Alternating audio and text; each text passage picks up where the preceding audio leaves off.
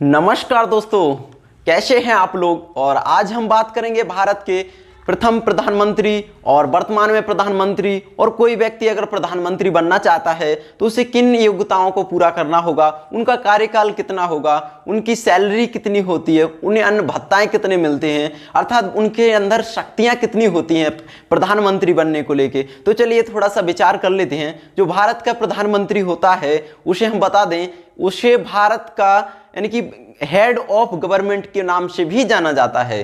दोस्तों, भारत का प्रधानमंत्री जो होता है वह भारत सरकार का मुखिया होता है। थोड़ा सा पिछले जाके अगर हम देखें तो भारत के प्रथम प्रधानमंत्री पंडित जवाहरलाल नेहरू को 26 मई 1947 को लॉर्ड माउंटबेटन ने शपथ दिलाई थी, जिनका कार्यकाल 1947 से 1964 के बीच में ही रहा है। दोस्तों, अगर कहा जाए भारत के प्रथम प्रधानमंत्री पंडित जवाहरलाल नेहरू का कार्यकाल कुल कितने वर्ष रहा, तो वो रहा था 16 वर्ष लगभग। दोस्तों, भारत के प्रथम प्रधानमंत्री पंडित जवाहरलाल नेहरू एक ऐसे व्यक्ति बन गए जो भारत के सबसे लंबे समय तक भारत के प्रधानमंत्री के रूप में कार्यपद पर रहे। दोस्तों, और दूसरे अगर सबसे ज्यादा कौन रहे तो अभी जो वर्तमान में है श्री नरेंद्र दामोदर दास मोदी रहे हैं, जो अभी वर्तमान में चल रहे। तो उनके ऊपर भी हम थोड़ी सी चर्चा करेंगे। लेकिन हम बता दें, भारत के प्रथम प्रधानमंत्री थे पंडित जवाहरलाल नेहरू। उस समय उन्हें शपथ दिलाई थी यानी कि लॉर्ड माउंटबेटन ने।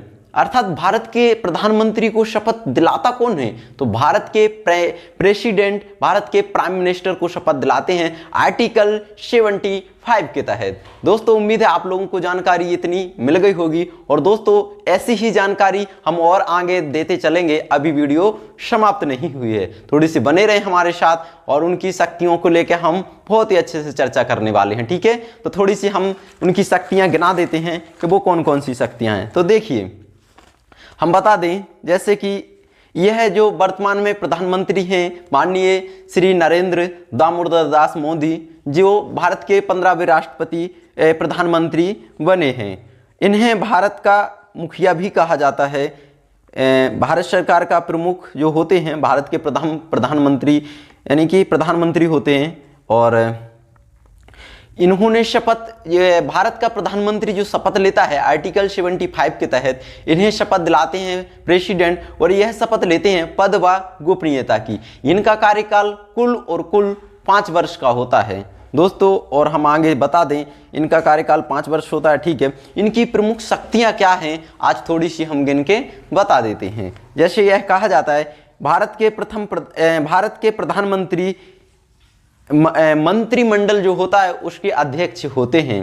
भारत के प्रधानमंत्री मंत्रिमंडल के अध्यक्ष होते हैं। इसके बाद यह किसी भी मंत्री को पद से हटाने के लिए कह सकते हैं। जैसे कि जो मंत्रिमंडल होते हैं उसमें जो मंत्री होते हैं ये किसके अधीन काम करते हैं, तो भारत के प्रधानमंत्री के अधीन कार्य करते हैं। किसी भी मंत्री को अपने पद से हटाने के लिए कह सकते हैं। ठीक है, इसके बाद मंत्रिपरिषद को बर्खास्त कर व लोकसभा को भंग कर सकते हैं। एक बात सोचने की यह है कि दोस्तों, भारत के जो लोकसभा होती है और राज्यसभा, आप सब जानते हैं लोकसभा भंग होती है पर राज्यसभा कभी भंग नहीं होती है। यानी कि उच्च सदन कहा जाता है तो राज्यसभा को और निम्न सदन कहा जाता है लोकसभा को। लेकिन लोकसभा भंग होती है तो इसे भंग करने की शक्ति किसके पास होती है, तो प्रेसिडेंट के पास। लेकिन करता कौन है बर्खास्त कर, प्राइम मिनिस्टर। ठीक है, आप लोगों को ध्यान में रखना है, इसे भंग करते हैं प्रधानमंत्री, लेकिन शक्ति किसके पास होती है, प्रेसिडेंट के पास। ठीक है, इसके बाद मंत्रिपरिषद, इसके बाद है राष्ट्रपति की संसद के लिए एक, देखिए इसमें कहा गया है राष्ट्रपति की सहायता के लिए एक मंत्रिपरिषद होती है जिसके प्रमुख प्रधानमंत्री होते हैं। आप सब लोग जानते हैं, हमने कितना बहुत ही कूट के बताया है कि हम जब पॉलिटी पढ़ाते हैं तो उसमें बहुत ही अच्छे से इन बातों को हमने क्लियर किया है।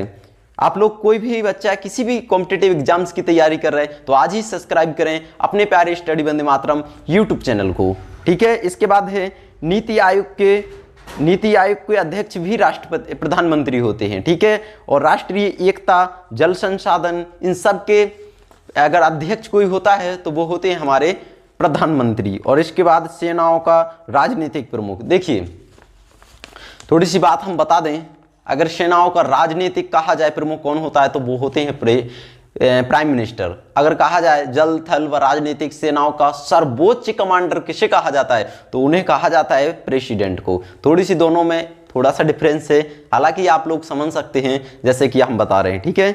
इसके बाद जल संसाधन का प्रमुख कौन, यानी कि अध्यक्ष कौन होता है, तो वो होते हैं हमारे प्राइम मिनिस्टर। इसके बाद सेनाओं का राजनीतिक प्रमुख, ये भी अभी हमने बता दिया। इसके अब देखिए एक बात आती है, राष्ट्रीय विकास परिषद और अंतर्राष्ट्रीय विकास परिषद, इन दोनों में बहुत ही अंतर है। राष्ट्रीय विकास परिषद केवल और केवल हमारे भारत के लिए, अंतर्राष्ट्रीय विकास परिषद अर्थात सारी दुनिया के लिए। इन दोनों का अध्यक्ष कौन होता है, प्रधानमंत्री, ठीक है। तो आप लोगों को ध्यान में रखना है, अंतर्राष्ट्रीय व राष्ट्रीय विकास परिषद का अध्यक्ष कौन होता है, तो प्रधानमंत्री होते, ठीक है। इसके बाद आपातकाल के दौरान राजनीतिक आपदा का प्रमुख, जब आपातकाल लगता है, आप लोगों ने देखा होगा भारत में आपातकाल कुल 3 प्रकार के होते हैं, राष्ट्रीय आपातकाल, राष्ट्रपति आपातकाल और वित्तीय आपातकाल। आप लोगों को मालूम होगा वित्तीय आपातकाल आज तक कभी नहीं लगा है भारत में, ठीक है, ना ही लगे, भगवान से मेरी यही प्रार्थना है।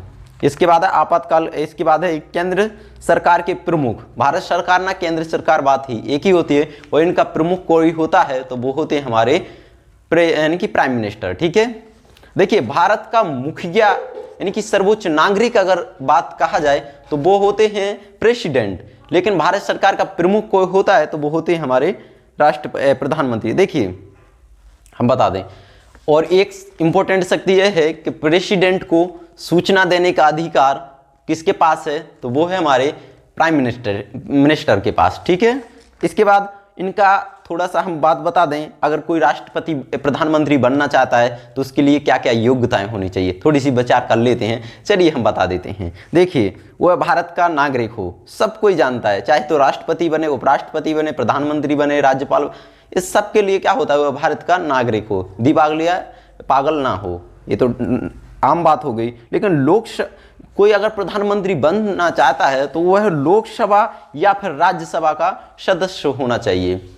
अब लोकसभा का हो या राज्यसभा का, तो इसके लिए आयु कितनी है, तो दोस्तों आप लोग जानते हैं उच्च सदन और निम्न सदन दोनों के लिए अलग अलग आयु निर्धारित की गई। कैसे की गई, लोकसभा की जो अगर कोई देखिए कोई लोकसभा में व्यक्ति है और अगर वो प्राइम मिनिस्टर बनना चाहता है तो उसके लिए 25 वर्ष आयु मिनिमम होनी चाहिए, और अगर कोई राज्यसभा से बनता है प्राइम मिनिस्टर तो उसके लिए 30 वर्ष आयु मिनिमम होनी चाहिए। अब देखिए अगर कोई इन दोनों में से नहीं है फिर भी वो बनना चाहता है